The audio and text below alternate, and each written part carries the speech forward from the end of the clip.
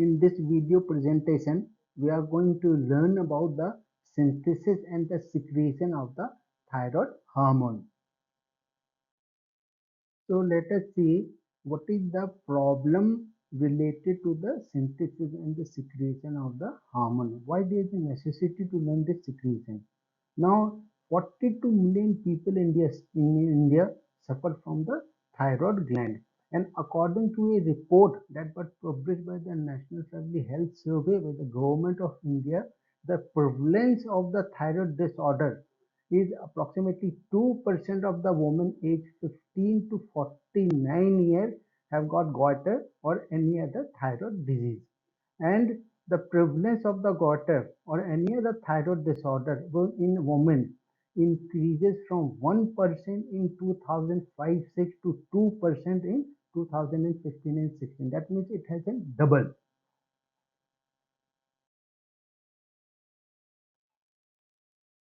Now the thyroid analog means the cell from which the thyroid gland is going to be made. Now it can be recognized as early as 16 to 17 days in the embryonic life.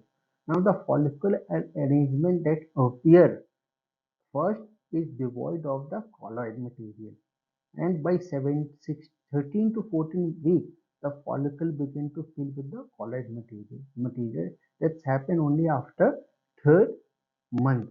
Now the onset of the thyroid function in the human fetus can be seen as early as 16 to 20 weeks of gestation.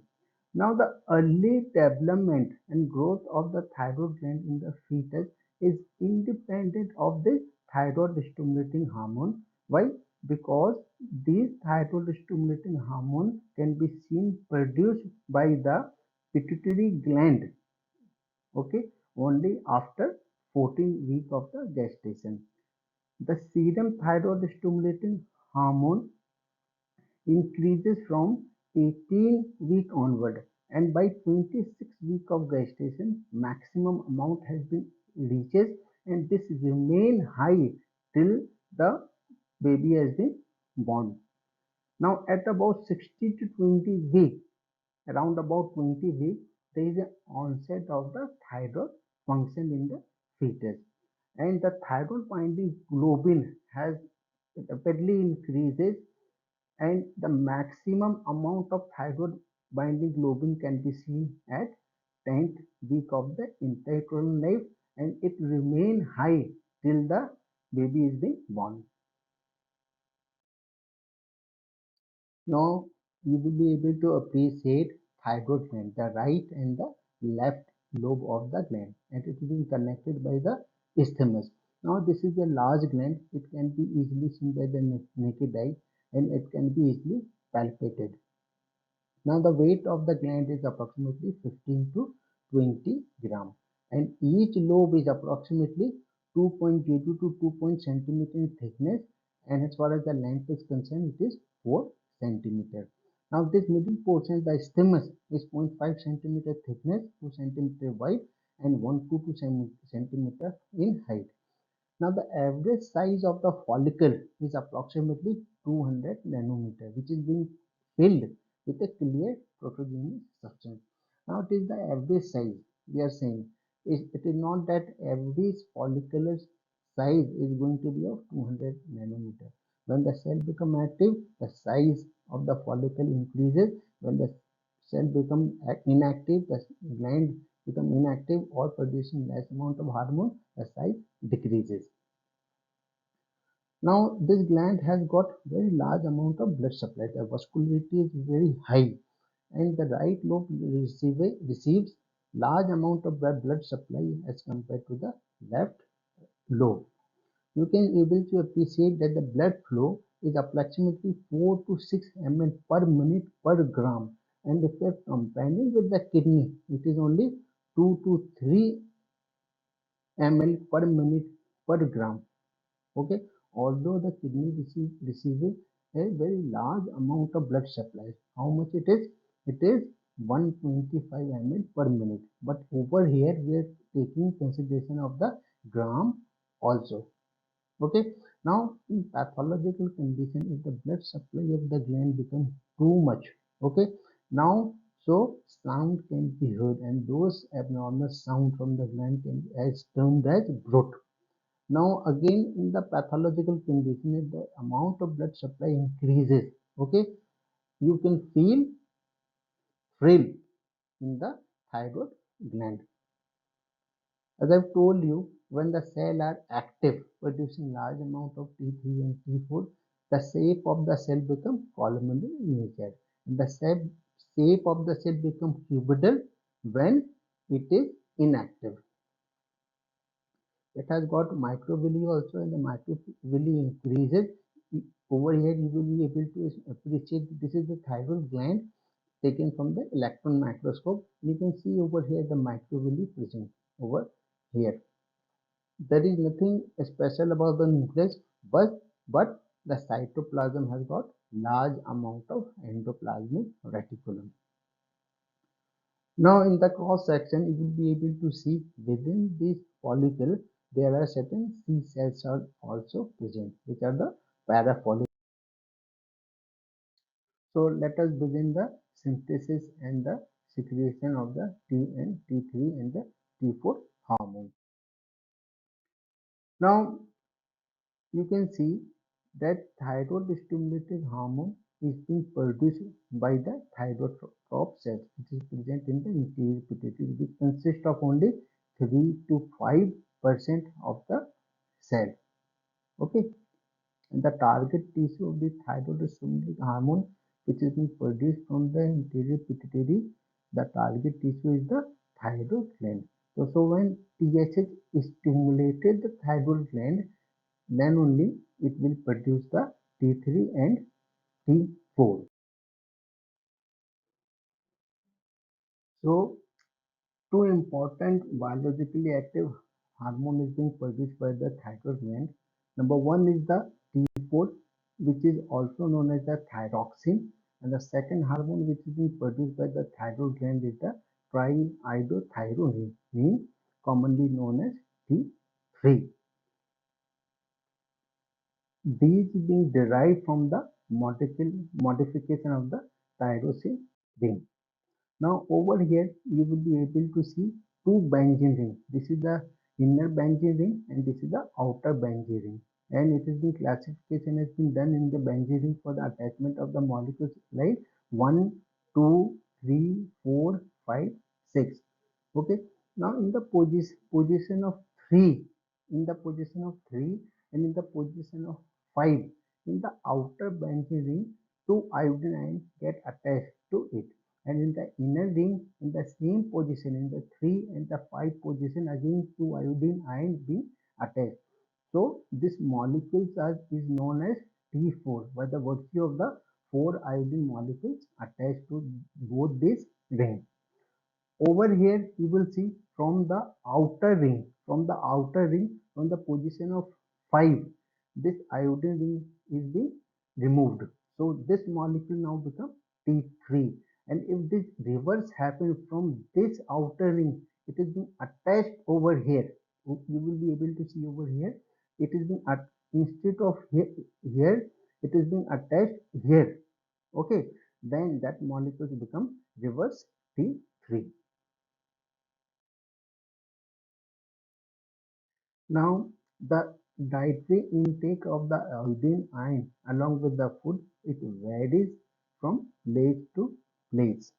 Now, this GIT system very efficient in absorbing iodine ion.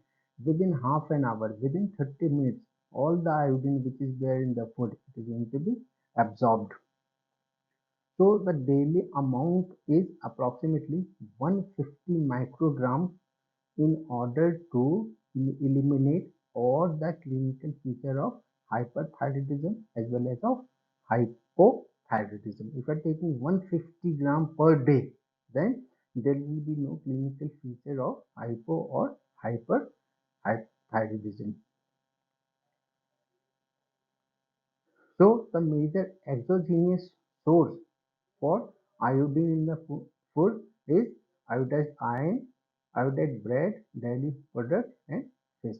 Now if you are taking approximately 500 milligram of iodine in the food, okay, now out of this 120 microgram is being absorbed in the thyroid gland for the manufacturing of T3 and T4. Now 80 microgram of the iodine ion get attached to this T3 and T4, and it goes to the liver and other tissue, and it being secreted in the stool approximately 20 microgram. Now from here approximately 60 microgram is being reversed back. Again it is going back into the extracellular fluid from the thyroid gland. Out of 120 which is going within the thyroid gland for the manufacturing of T3 and T4, there is a by diffusion approximately 40 microgram of the iodine again comes back to the extracellular fluid.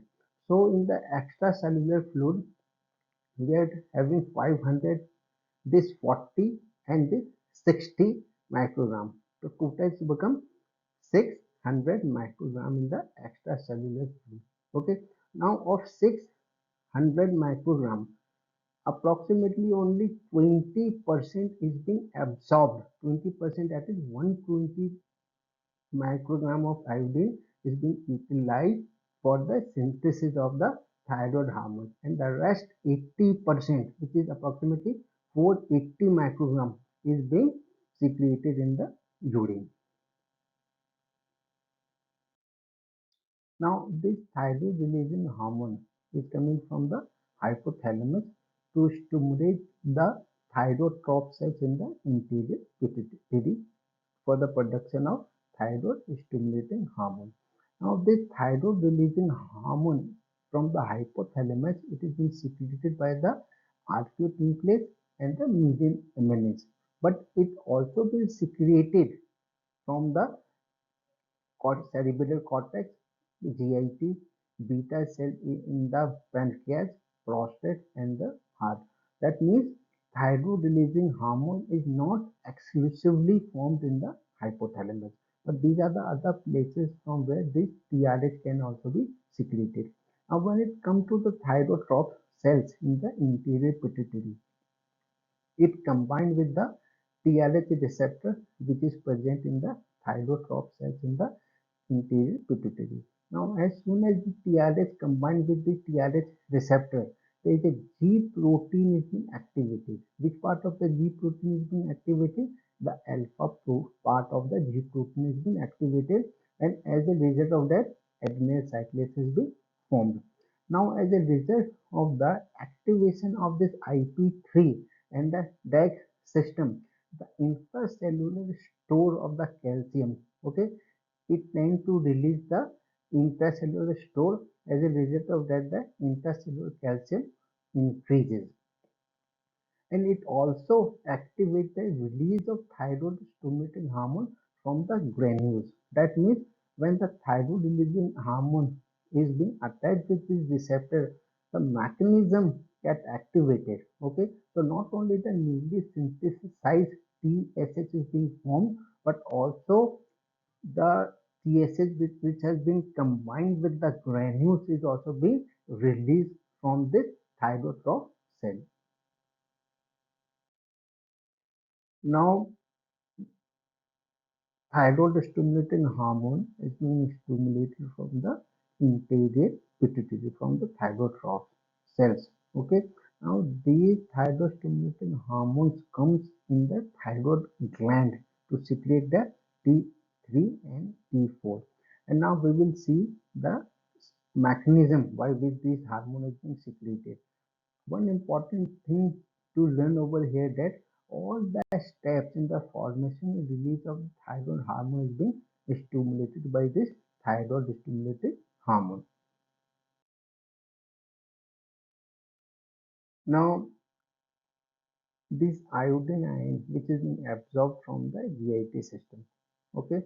Now it being transported through blood to this follicular cell in the thyroid gland, and it is being absorbed with the help of this NIS, sodium iodide synthetase. Now in these cells, basically every cell has got sodium potassium pump The function of the sodium pump is to pump out sodium in exchange of potassium ion. So within the cell we have got less amount of sodium as compared to the outside. So electrical gradient is being formed. Okay, but the sodium is being transported downhill. Okay, downhill, and along with it the iodide ion also come. This is a type of secondary active transport. Okay, now once when the iodide ion comes within the cell, it has to be transported to the colloid with the help of another protein molecule which is known as the pendrin molecule. It is nothing but a chloride and the ion exchange. Okay, so in exchange of iodine, it will take up the chloride ion. Within the colloid, what is happening? It has to oxidize because only the oxidized form will be combining with the thyroglobulin molecules. Now let us talk a little bit of this thyroglobulin molecules. Now when the thyroid stimulating hormone stimulate the cells, okay, the gene for the production of this protein molecules is being activated. Okay, then like any other protein molecule, translation transcription process happen and messenger RNA is being formed. Okay, now once this protein is being formed, it goes to the endoplasmic reticulum where certain modification takes place. Then from endoplasmic reticulum, it goes to the Golgi apparatus. Okay, and in the Golgi apparatus it gets filled within the vesicle and again it is being transported by the mechanism of exocytosis in the colloid material. So on the one side we are having this iodide oxidized iodine ion, and from here the second raw material we are having this thyroglobulin molecules. Now only the oxidized form of iodine will get attached to the thyroglobulin molecules. Now, one thing is to be noted here that only under the presence of this thyroid peroxidase enzyme, in the presence of this hydrogen peroxide, okay, these iodine will be transported through the membrane molecules. If there is a deficiency of this enzyme is there, then iodine won't be able to cross from the interior of the cell to the colloid material. It, it is even true for the sodium iodide symporter. If there is a mutation in this symporter, sodium iodide symporter, then what will happen? Again, very less amount of iodine will be trapped, and as a result of that, very less amount of T3 T4 will be formed.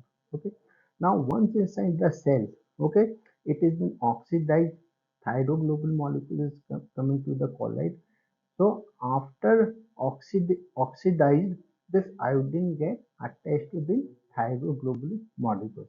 Now thyroglobulin molecules has got tyrosine ring. Okay, so one thyroglobulin molecules has got approximately 140 tyrosine molecule. Okay, now all the one thyroglobulin molecule, now 140 it is having one molecules of thyroglobulin has got 140 tyrosine rings. Now all the tyrosine rings does not get attached to the iodine, or the all the iodine, okay, is not being attached with this thyroglobulin globin, where it is going to be attached with thyroglobulin in the tyrosine ring.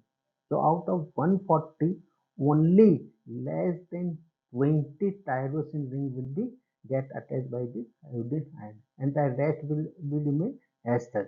Now we do not know that only 20%, only 20% of the tyrosine group is being attached with this iodine ring. Okay, now once it is being attached, again it is being attached under the enzyme. The same enzyme is working here also.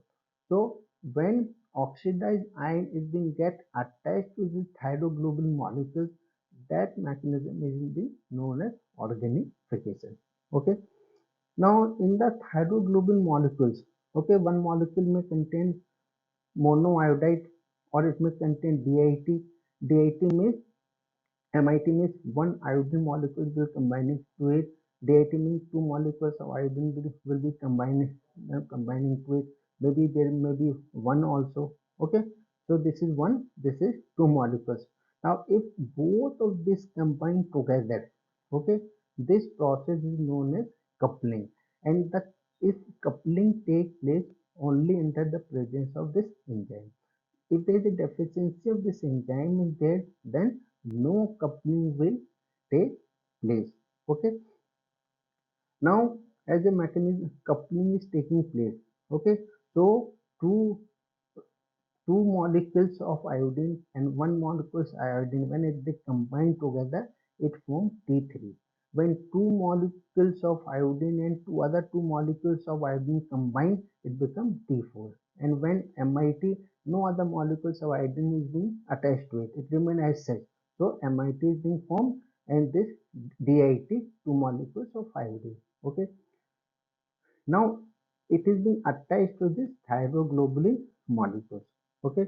Now again by the process of exocytosis, it will be taken by the cells. Okay. So little bit of the colloid material is being also being taken up.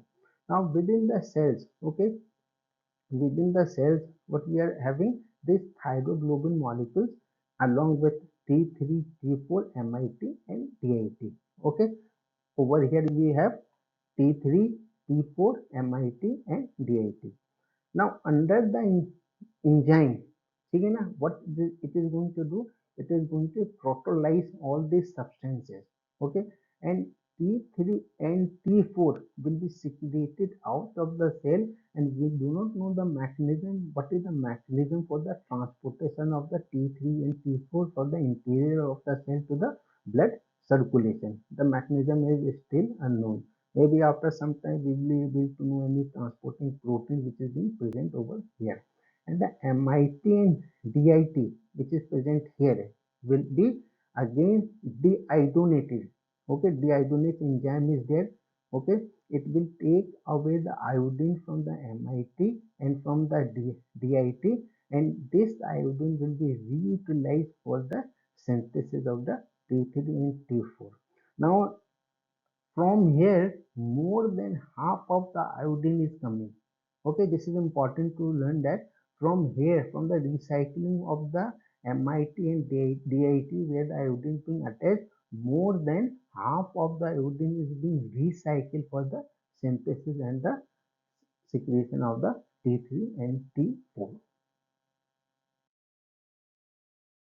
Now we know that iodine ion being get attached or transported through the this sodium iodide symporter. Okay. Apart from the iodide, these are the some of the substances like bromine, chloride, ammonium perchlorate, fluoride, and thiazide that can also get attached to thyroid and symporter. It can prevent the iodine from transporting within the cells. Okay. Now the Tc04 molecules get also being attached with these molecules and it being utilized for the thyroid scanning tool. The affinity of the bromide and chloride, these molecules can also be attached to these molecules, but the affinity of this bromide and chloride is much less as compared to the iodide ion.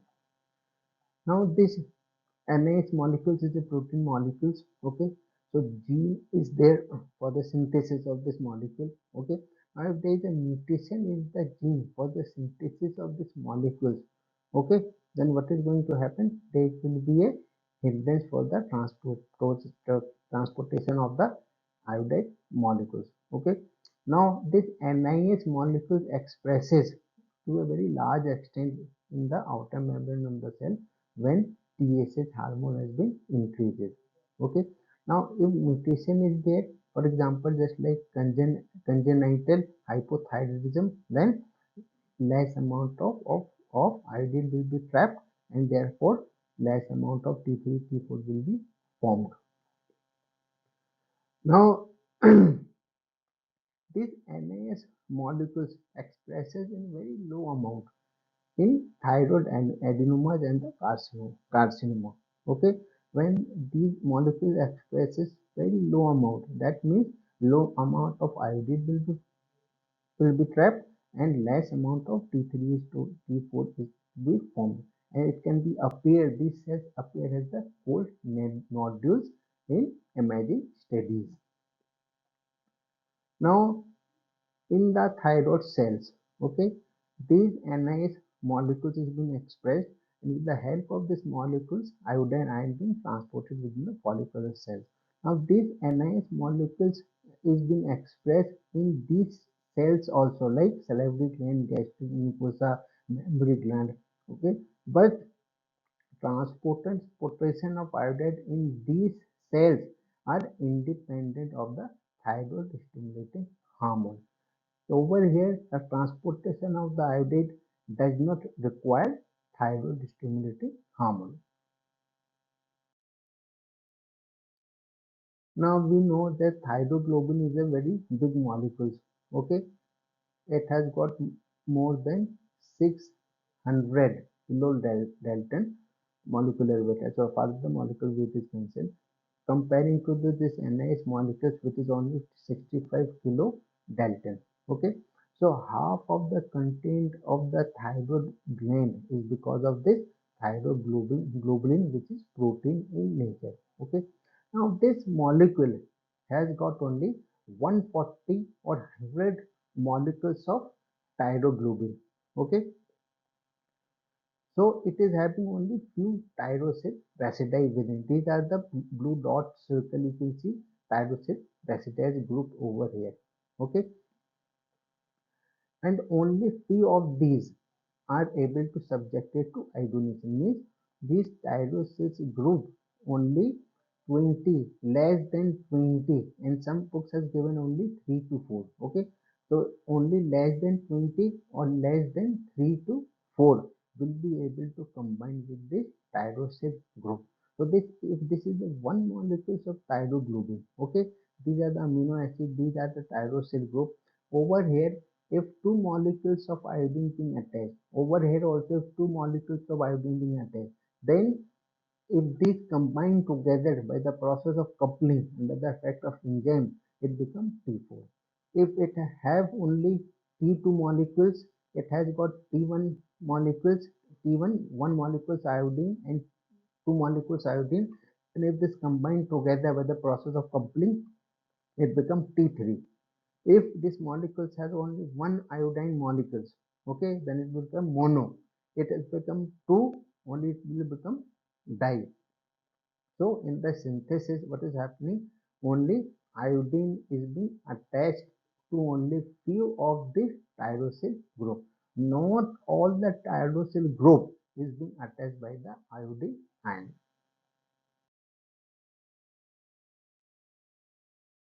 Now, just to sensitize, these are some of the anti-thyroid agents, okay, which will be hindrance for the formation and the synthesis of the thyroid hormone. Okay, now these are the places where it is going to attach. For example, these group of drugs, for example, thiocyanate is going to inhibit the process of trapping. Then there is another group of uh, drugs, for example, which is known as the anti-thyroid drug, which is known as the propothiazole carbamazepine. It is going also is going to inhibit the trapping as well as the secretion of the iodine into the colloid spaces. Okay, then there is another group of drug, okay, which inhibit hormone releases. Okay, if you are taking large amount of iodine is there, okay, or organic iodine is there, okay, then also it is going to have the less secretion T3 and T4.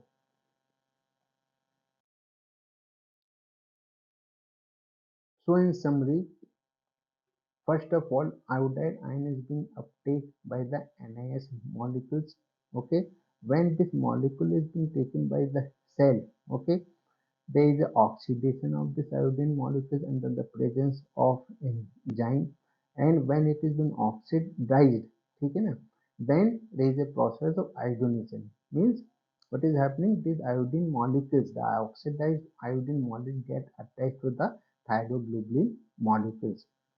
Within the thyroglobulin molecules, coupling reactions take place. Means one thyroxyl group is if it is having one molecule is being attached to two iodine, and second thyroxyl is being attached to two molecules of iodine. When it's combined together by the process of coupling under the effect of enzyme, T4 will be formed.